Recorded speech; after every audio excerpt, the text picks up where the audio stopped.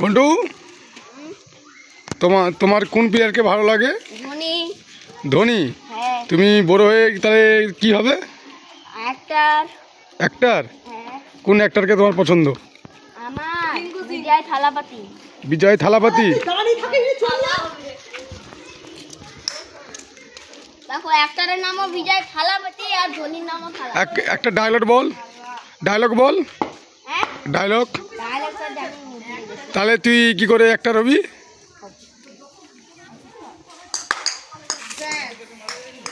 হ্যাঁ, দু বল না রে।